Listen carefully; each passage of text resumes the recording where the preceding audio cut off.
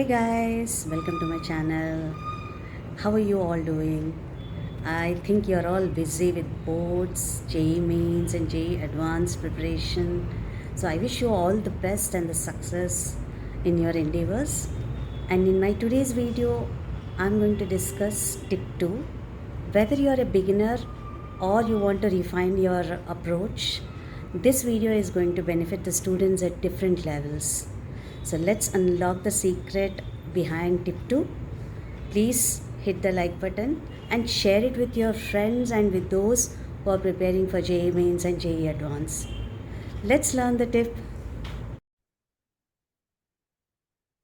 So let's see this question which came recently in JEE Mains session 1. Where a function is given which looks very lengthy as product of three functions in the numerator and one function in the denominator.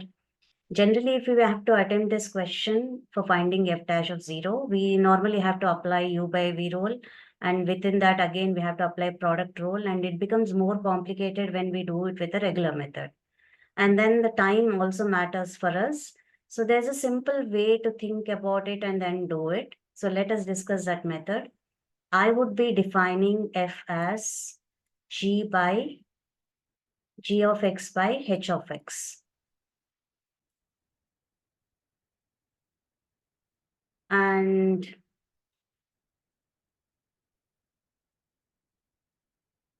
let me rewrite it. F of x, I'm defining it as g of x by h of x. If I plug in 0 in the place of x for g, it comes out as 0 because of tan x. And h of 0, I will get it as 1 due to this function when I plug in x as 0.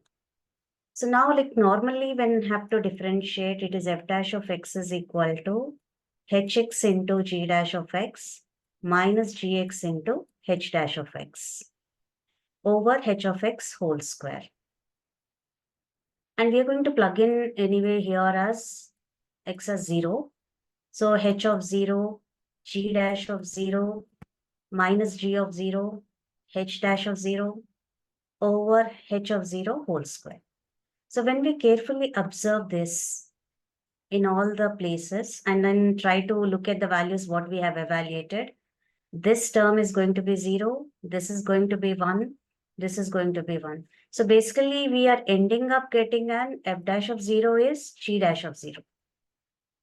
So that means it is sufficient if we can evaluate g dash of x. But for again g dash of x, I would like to group tan x as one term and remaining combination as its differentiation. Whole of this differentiation. Need not evaluate this differentiation of this, plus keep this whole function as it is, and differentiation of tan x is going to be secant square x. Now just plug in x as 0 in this case, which would give us this whole term as 0. And in the remaining part, when we try to plug in x as 0 here, this is going to give you 2, and this is going to give you root of pi by 4, and secant square 0 is 1. So overall, it is straight away evaluated as square root of pi. So hardly I've written 3-4 steps, and those who have followed the method, they need not write all the steps. It can be just assumed as 0. So it just takes 2 minutes to finish this question. All those functions seems to be very lengthy. I hope all of you have liked this method. I'll come up with much more tips and tricks. So stay tuned with me. Bye for now.